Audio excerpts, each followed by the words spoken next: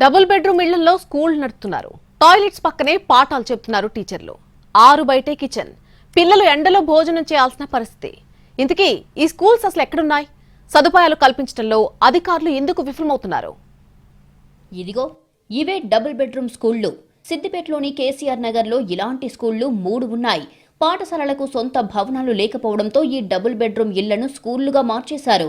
జిల్లా పరిషత్ ఉన్నత పాఠశాల, ప్రభుత్వ ప్రాథమిక పాఠశాల, ప్రభుత్వ ఉర్దూ మీడియం ప్రాథమిక పాఠశాలను ఇలా డబుల్ బెడ్రూమ్ ఇళ్లలో నడిపిస్తున్నారు. ఈ 3 స్కూళ్లలో కలిపి మొత్తం 500 మంది విద్యార్థులు ఉన్నారు. చుట్టుపక్కల నివసించే వాళ్ళంతా తమ పిల్లలను ఈ స్కూళ్లకి పంపుతున్నారు. ప్రతి ఏడాది విద్యార్థుల సంఖ్య పెరుగుతున్నా స్కూళ్లను ఏర్పాటు చేసే ఆలోచన మాత్రం ప్రభుత్వానికి రావడం లేదు. 25 మెంబర్స్ అట్లా కూర్చునే ఇళ్ళల్లో మేము 50-40 అట్లా కూర్చుంటున్నాం. రావడానికి పోవడానికి ఇబ్బంది ఉంది. మళ్ళీ కింద సీసీ రోడ్ పైన కూర్చుంటే బైక్ వెహికల్స్ అన్నీ పోతుంటే మాకు దుమ్ము పడుతుంది. వర్షం పడ్డప్పుడు కూడా లోపలికి పోతుంటే క్లాస్లలోకి వచ్చి కూర్చుందామంటే కరెంటు పోయి మాకేం కనిపిస్తలేదు. వాష్రూమ్స్ కూడా లేవు, గర్ల్స్కి చాలా ఇబ్బంది అవుతుంది. ఆల్రెడీ స్కూల్కి ప్లేస్ ఉంది కానీ పెద్ద వాళ్ళు మా స్కూల్ని కేటాయిస్తలేరు. స్థానిక జెడ్పీ హై స్కూల్లో 6 నుంచి 10వ తరగతి వరకు చదువుతున్న 200 మందికి పైగా విద్యార్థులు ఉన్నారు. దీంతో 8 డబుల్ బెడ్రూమ్ ఇళ్లలో ఈ స్కూళ్లను నడిపిస్తున్నారు అధికారులు. ఇంటికొకటిగా ఉన్న వాష్రూమ్లను విద్యార్థినులు ఉపయోగించుకుంటున్నారు. బాలురు మాత్రం 6 బయటకు వెళ్తున్నారు. కిచెన్ కోసం ఓ రేకుల షెడ్డుని నిర్మించారు.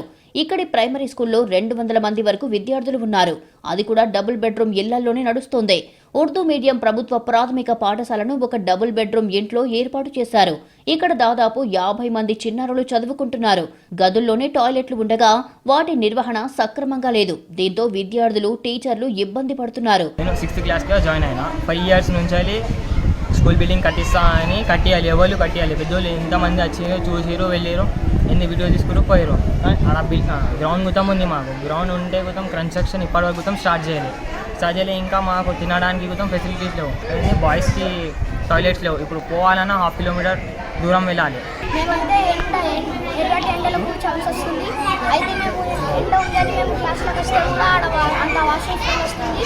దయచేసి మాకు కొత్త స్కూల్ కూర్చోాలని అడుగుతున్నాం. అలాగే మాకు ఆడుకోవడానికి కూడా గ్రౌండ్ లేదు. మీరు మాకు గ్రౌండ్ కట్టియాలని. మధ్యాహ్నం 6 బయట ఎండలో కూర్చొని భోజనం తింటున్నారు విద్యార్థులు. వర్షం వస్తే చాలా ఇబ్బంది పడుతున్నారు.